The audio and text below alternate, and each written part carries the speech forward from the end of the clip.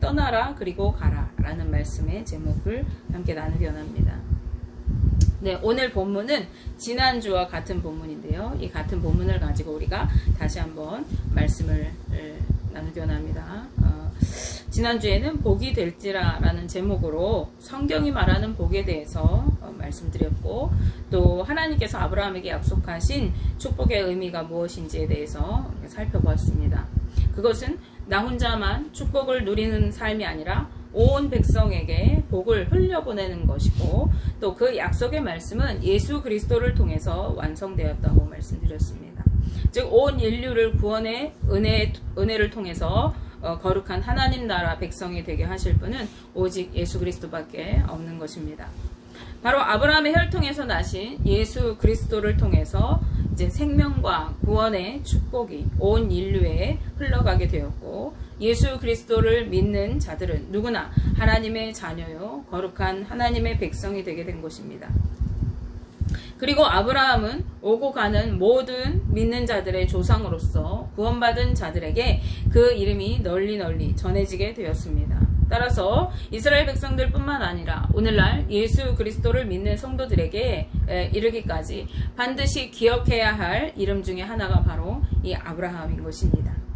아브라함은 하나님의 약속처럼 모든 믿는 자들에 의해서 계속 그 이름이 회자되게 된 것입니다. 그런데 아브라함에게 축복을 약속하실 때 하나님께서는 그에게 특별히 두 가지를 명령하셨어요. 첫째는 떠나라고 하는 것입니다. 자신의 고향과 친척과 아버지의 집을 떠나라고 하시는 것입니다. 지난주에도 잠깐 말씀드렸듯이 이것은 삶의 모든 터전을 떠나라고 하시는 것입니다. 그 이유가 무엇일까요? 사실 아브라함은 유대인이 아닙니다. 그의 고향은 갈대아 우르라고 하는 곳인데, 이 당시 갈대아 우르는 바벨론 지역에 속한 곳이었어요. 메소포타미아 지역입니다. 게다가 그는 우상을 섬기던 집의 아들이었습니다. 여호수아 24장 2절 말씀을 통해서 우리는 그 사실을 확인할 수 있는데요. 말씀을 보시면 여호수아가 모든 백성에게 이르되 이스라엘의 하나님 여호와께서 이같이 말씀하시기를 옛적에 너희의 조상들 곧 아브라함의 아버지 나홀의 아버지 데라가 강 저쪽에 거주하여 다른 신들을 섬겼으나 라고 말씀합니다. 즉 아브라함의 아버지인 데라가 다른 신들인 우상을 섬겼다고 증언하고 있는 것입니다. 데라는 우상을 섬겼을 뿐만 아니라 우상을 직접 만들어 팔던 사람이었다고 전해집니다. 이런 집안에서 나고 자란 아브라함은 살아오는 동안에 항상 우상을 깎아 만들고 또 자신이 직접 만든 우상에게 절을 하면서 안녕과 평안을 위해 빌고 섬기던 아버지를 바라보면서 자라야 했습니다.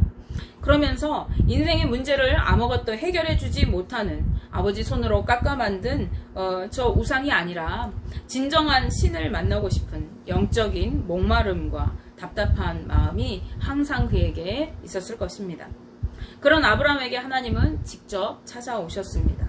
그때 그의 나이는 75세나 되는 노년에 이르렀을 때였습니다. 75세가 된 이 아브라함, 이때의 아브라함은 그동안 살아온 생활 방식이 몸에 배어서 익숙해지고 고착화되었을 때의 나이입니다. 그에게는 그동안 수도 없이 행해오던 삶의 방식들이 있었고 또 나름의 지식과 노하우가 형성되었을 것입니다. 그런데 하나님께서는 그런 아브라함에게, 노년의 아브라함에게 그가 의지하고 익숙하게 살아가던 고향과 친척과 아버지의 집을 떠나라고 말씀하시는 것입니다. 이 말씀은 무슨 뜻입니까? 그동안에 네가 살아오던 모든 방식을 버리라고 하는 말씀입니다. 그동안 아브라함이 의지해오던 모든 것, 그가 익숙하게 행하던 모든 것, 그가 살면서 얻었던 모든 지식과 노하우들을, 그리고 그가 당연하게 여기며 살았던 삶의 모든 방식들을 모조리 내버리라고 말씀하시는 것입니다. 다시 말해서 그가 태어나고 자라면서 행해오던 모든 삶의 방식들, 우상을 따르며 살아오던 삶의 모든 모습들을 전부 내어버리라는 것입니다.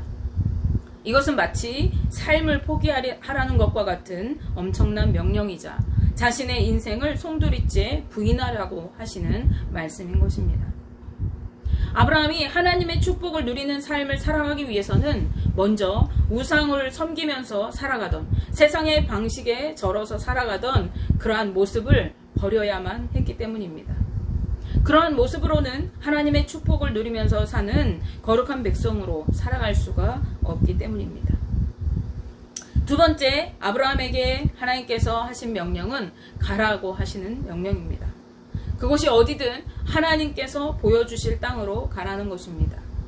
알 수 없는 땅이고 어딘지도 모르고 그가 경험하지도 않았던 전혀 새로운 곳, 즉 하나님께서 보여주실 그 땅으로 가라고 말씀하십니다.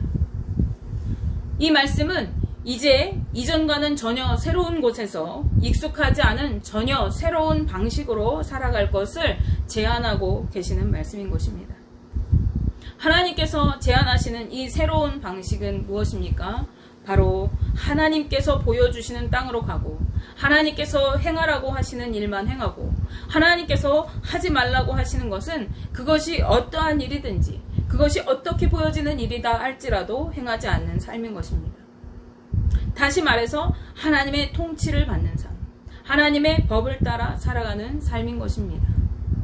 이전에 살던 삶, 세상의 방법대로 우상을 섬기며 사는 삶이 아니라 하나님의 방법대로 순종하여 살아가는 삶을 살아갈 때라야 하나님께서 그를 큰 민족으로 이루어 가실 것이고, 그의 이름이 창대하게 하실 것이고, 또 그를 통해서 모든 민족이 복을 받는 복의 존재가 되게 해주시겠다고 말씀하시는 것입니다.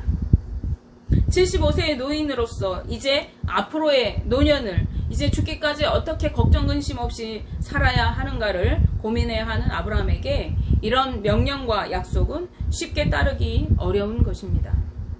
그러나 그는 하나님께서 말씀하시자 곧바로 그의 집을 정리하기 시작했고, 식솔들을 거느리고 길을 떠났습니다. 있는 자리를 털고 일어나서 뚜벅뚜벅 주님이 인도하시는 길을 따라 걸어 나아갔던 것입니다. 아브라함이 이렇게 나아갈 수 있었던 것은 하나님의 축복의 말씀, 그 언약의 말씀을 믿었기 때문이기도 하겠지만, 한편으로는 그가 그동안 진정한 하나님을 간절히 원했을 뿐만 아니라 답답하고 해결되지 않는 영적인 갈증을 해결받고 싶었기 때문일 것입니다. 비록 이제까지 살아오던 지금의 삶이 육의 눈으로 볼 때에는 아무런 어려움이 없고 평안한 삶을 살았을지 모릅니다. 그렇지만 아브라함은 뭔가 더 나은 삶이, 영적으로 만족스러운 삶이, 진정으로 행복과 참 자유를 누리는 삶이 있을 것이라고 그 삶을 꿈꾸었던 것입니다. 그러기에 그는 하나님의 말씀에 순종하여 나아갔던 것이고, 하나님의 뜻을 따라 그 걸음을 뗄 수가 있었던 것입니다. 하지만 하나님의 말씀을 따라 길을 떠나서 살아간 이후의 아브라함의 삶은 지난 말씀에서도 말씀드렸듯이 녹록하지 않았을 것입니다. 하란에 정착하여 살아갈 때보다 훨씬 고되고 힘들었을 것입니다. 그러나 아브라함은 언제나 하나님과 동행하며 살아가는 삶, 하나님께서 인도하시는 삶, 또 그 삶을 통해서 새로운, 그 이전과는 전혀 새로운 삶을 통해서 이전과는 전혀 다른 새로운 기쁨을 맛보게 되었을 것입니다. 그래서 그는 그 유목 생활, 그 떠돌이 생활, 하나님의 인도를 따라 그곳이 어딜지도 모르는 그 삶을 이어나갈 수가 있었던 것입니다. 하나님은 어디서나 아브라함과 함께 하셨고 그에게 말씀해 주셨습니다. 창세기 12장 7절 말씀해 보시면 아브라함이 이제 길을 떠나서 가나안 지역에 하나님께서 인도하시고 세겜이라는 곳에 이르렀을 때 하나님께서는 다시 그에게 나타나 말씀하셨습니다. 말씀을 함께 보시면, 여호와께서 아브라함에게 나타나 이르시되 내가 이 땅을 내 자손에게 주리라 하신지라 자기에게 나타나신 여호와께 그가 그곳에서 제단을 쌓고라고 말씀합니다. 하나님께서는 한 번 말씀하시고 끝난 것이 아니라 계속해서 아브라함에게 말씀하시고 그와 함께 해주셨습니다. 이후에도 하나님께서는 아브라함에게 나타나셔서 말씀해 주시고 인도해 주시고 그를 축복의 약속으로 확신시켜 주시고 어디서든지 지키시고 보호해 주셨습니다. 그렇기 때문에 아브라함은 가는 곳마다 제단을 쌓고 하나님께 경배하며 예배를 드렸던 것입니다. 뿐만 아니라 하나님을 믿고 신뢰하였기 때문에 아들인 이삭을 바치라고 하시는 하나님의 말씀까지도 순종할 수 있었던 것입니다. 아버지, 번제에 쓸 양이 어디 있습니까? 라고 묻는 아들 이삭에게 아브라함이 무엇이라고 대답했습니까? 창세기 22장 8절 말씀에 아브라함이 이르되 내 아들아, 번제할 어린 양은 하나님이 자기를 위하여 친히 준비하시리라 라고 그가 대답하였습니다. 이것은 아브라함이 하나님께 이 모든 상황을 책임져 주실 것이라고 하는 믿음을 가지고 있었다는 것을 의미합니다. 그런 아브라함을 통해 하나님께서는 이스라엘 민족을 창설하셨어요. 이전에 없던 민족입니다. 그리고 거룩한 하나님의 백성으로 그들을 삼아주셨습니다. 또 그 혈통을 통해서 온 인류의 구원자이신 예수 그리스도를 나게 하시고 예수님을 통해서 모든 세상의 사람들을 구원받을 수 있도록 그 길을 열게 하심으로 거룩한 하나님 나라를 세우셨던 것입니다. 그러므로 예수 그리스도를 구주로 믿는 우리 성도들은 모두가 거룩한 하나님의 나라의 백성인 것입니다. 우상을 섬기던 집안에서 태어난 소망 없던 아브라함 한 사람을 통해서 그를 택하시고 하나님께서는 그 사람과의 언약을 통해서 거룩한 하나님 나라를 건설하신 것이죠. 이 엄청난 변화의 원인은 먼저 그를 택하신 그리고 부르신 그리고 그를 축복하신 하나님의 은혜입니다. 그러나 또한 하나님의 말씀을 순종하여 따라갔던 아브라함의 결단을 통해서 이 일을 이루신 것입니다. 만약 아브라함이 그날 밤에 자신에게 찾아오신 하나님의 말씀을 외면하고 순종하지 않았다면, 고향과 친척과 아버지의 집을 떠나라고 하시는 그 말씀을 어기고 떠나지 않고 그대로 살아갔다면, 하나님이 보여주실 땅으로 그가 행하여 나아가지 않았다면 어떻게 되었을까요? 당연히 하나님께서는 아브라함이 아닌 또 다른 누군가를 통해서 얼마든지 하나님의 나라를 이루실 수 있는 분이십니다. 꼭 아브라함이 아니어도 얼마든지 믿음의 세대를 세우실 수 있는 분이 바로 하나님이십니다. 그렇기 때문에 하나님의 나라는 반드시 이루어졌을 것입니다. 그러나 아브라함은 어땠을까요? 그는 이전에 살던 대로 그저 그렇게 우상을 섬기며 살다가 멸망의 길로 가고 말았을 것입니다. 비록 육적으로는 이 땅에서 안일한 삶을 살았을지 모르지만 여전히 영적으로 채워지지 않는 갈증을 느끼면서 인생의 해답을 찾지 못하고 하나님과 관계없는 삶으로 우상문화에 젖어 살아갔을 것이고 지옥 백성이 되었을 것이 분명합니다. 우리 믿는 성도들은 모두가 아브라함과 같이 부름받은 택함받은 자들입니다.